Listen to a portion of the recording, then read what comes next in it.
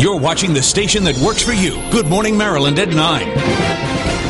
Thank you so much for joining us this morning. All right, have you ever heard of the Mason Dixon Challenge? If not, imagine this. Imagine Iron Chef meets NCAA tournament.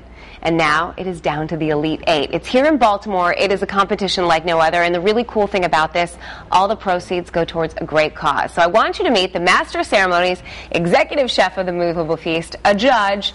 David Hirsch joins us this morning. Any other hats that you wear? At this particular moment, no. No. But that's enough. All right. Well, tell us about this competition. For those who aren't familiar with it, because it is new, this is the first year, how does it work? So the basic deal is we pulled 32 chefs from around Maryland, D.C., and even Pennsylvania, and gave them an opportunity to battle it out against each other, narrowing it down bracket style till we got to our single master chef. And it's been amazing to see all of these young, powerful, talented, creative chefs really, really flexing their muscles in head-to-head combat. It's a lot of fun. So how do they know what they're going to make?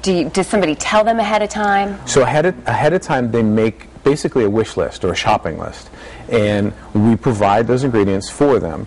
They have to give us the recipe so we know exactly what they're going to be doing. But once the event starts, the first half hour is 30 minutes of cold prep.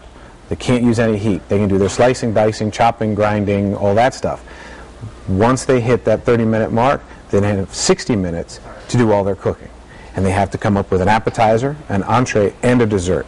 And actually, as we're going into the third round now, so they actually have to have 6 plates of their appetizer, 4 of their entree, and 6 of their dessert. Plus, they have to have 28 tasting portions for the guest judges.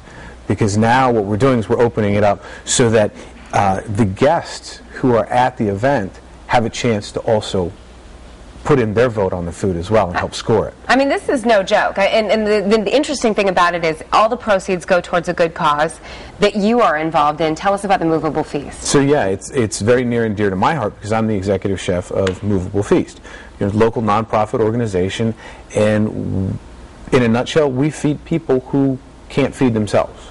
We focus on feeding people who are HIV positive, full-blown AIDS, they're in renal failure, diabetes, breast cancer, homeless shelters, rehabilitation centers, halfway houses, in Baltimore City, all the surrounding counties, and all the way down to the Eastern Shore, actually where the weather is right now. Right. We have drivers down there delivering food to people 5 days a week. And a lot of those drivers are volunteers, correct? We do. We have a huge amount of volunteer help. I mean, I think last year we had over 40,000 volunteer hours of approximately 10,000 volunteers.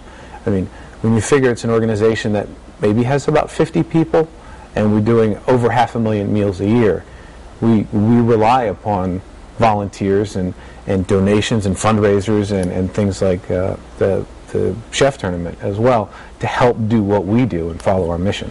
All right, so let's help them out. Let's put the information up because you can still get tickets. This is how you guys make the money, correct? Absolutely. You can go on to MasonDixonMasterChef.com and you can purchase your tickets online. You can't buy them at the door anymore. They're too much of a hot commodity. And you get to eat the food, right? As a judge, I definitely get to. As an MC, sometimes it goes too fast, and I have to run my mouth instead of putting food in it. But if you buy the tickets, you do. If you buy the tickets, you get in there. There's a 4-course gourmet meal done by Chef Tim of Truffles Catering at the Belvedere.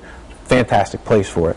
But then while you're there, there's a lottery, and you could actually win one of, I think it's now down to 7 seats that are lotteried off for the guest judging experience. However, if you want to lock it in online at the website, you can actually, I think there's a small upcharge, but you can actually lock it in and pay for that and say, I'm in, I get to taste. Awesome. Well, I can't wait to see how it goes, who wins, and I'm so glad it's helping you out. So we'll put all the information online. Jamie, I say we go.